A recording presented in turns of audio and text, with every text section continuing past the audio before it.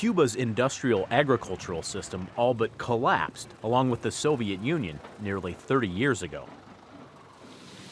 In addition to food, the communist superpower had long provided the Caribbean island nation with discounted oil, machinery, and farm chemicals. Moscow also assisted local farmers by purchasing a majority of Cuban sugar and citrus at above market prices. But cut off from the inputs of its benefactor, the full brunt of the 1960 U.S. economic embargo, or blockade as it's known in Cuba, came to bear on the former Soviet satellite. Cada día la gente quiere algo más sofisticado. As time goes by, people want more sophisticated and specialized things. Podemos hacer mucho. And in terms of that, we can do a lot. Miguel Salcines, a former government agronomist, is a founding member of Vivero a la Mar, a 27-acre organic urban farm cooperative on the outskirts of Havana. According to the Ministry of Agriculture, it's one of 10,000 urban operations in Cuba that employs some 360,000 people. Many urban farms were born out of the 1990s crisis, known as the Special Period, when, lacking modern farming supplies, Cuba went organic in the name of self-sufficiency. Lo hemos hecho con nada. In Cuba, we've done it with nothing.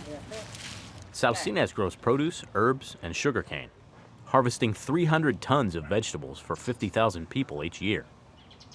And with over 3/4 of Cuba's 11 million people living in and around its cities, urban farms help the state maintain food security as part of the social contract. Es más fácil traer la agricultura para la ciudad que llevar la gente para el campo. Bring the agriculture to the city. And it is easier to bring the agriculture to the cities than bring the people to the countryside. The majority of Cuba's farm real estate was nationalized and confiscated by Cuban revolutionary leaders Fidel and Raúl Castro over half a century ago. Subsequent agrarian reforms redistributed land among farmers and peasants, and by necessity, cost-sharing cooperatives emerged. Another round of land distribution in the Special Period gave way to a new kind of co-op called UBPC, or Basic Unit of Cooperative Production. Vivero a la Mar is a UBPC that enjoys notoriety for its sustainable organic methods. In light of success stories, starting from scratch on complementary land, often with degraded soil, performance clauses, a lack of incentives, and few resources, has been a difficult sell for Cuban authorities. Right now, of course, in Latin America, there are a lot of people fighting or struggling, or even dying for a piece of land. Y nosotros lo que estamos es luchando porque la gente coja tierra. And we are struggling and fighting for the people to accept that land. The Ministry of Agriculture says today 71% of Cuba's agricultural production is done under several cooperative models, with 1,084 UBPCs alone operating on over 6 million acres. Under the Cuban agricultural model, 80% of most crops must be marketed through the state, which also sets the price. But beyond legal quotas, Cuban farmers are now free to sell at prices the market will bear, and many do so at open-air markets operated by cooperatives. But farmers like Salcines wouldn't mind also shipping their products to the United States, where demand for organic produce outweighs supply.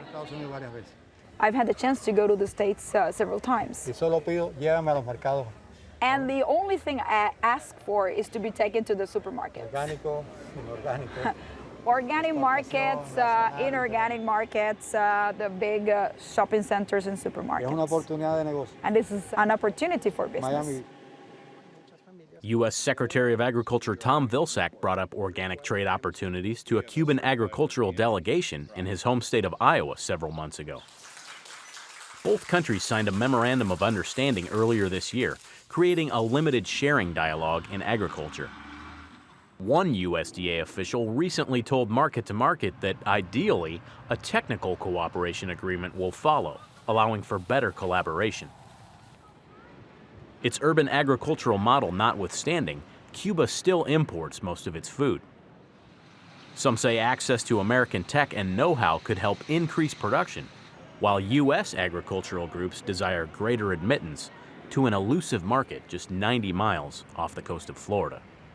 I think what we're trying to do is build this relationship and this model built on comparative advantage.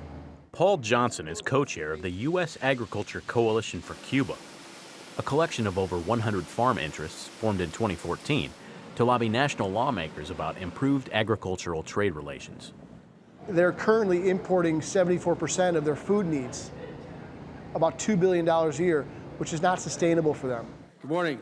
The group hopes a bill recently introduced in Congress can tack on to previous legislative groundwork and clear the way for free trade and travel with Cuba. Parties on all sides tend to agree that increased American tourism will spur demand for food products and drive commerce. In 2001, the Trade Sanctions Reform and Export Enhancement Act first gave U.S. producers the opportunity to export corn, rice, poultry, and other products to Cuba. But because of the embargo, the Cuban government is forced to pay 100% cash up front in euros through third-party banks for their purchases.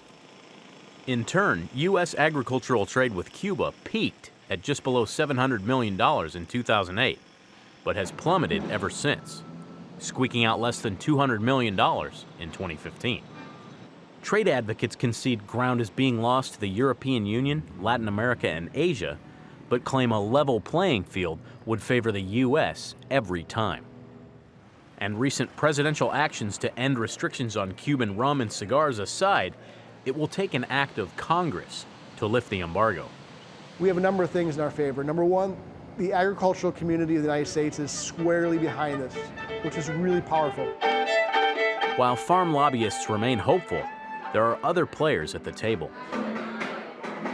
Several firmly support keeping the embargo in place until Cuba compensates American owners for land and property expropriated by the Castros. In the upcoming weeks, Market to Market will explore the U.S. certified claims against Cuba, which, with interest, total $8 billion.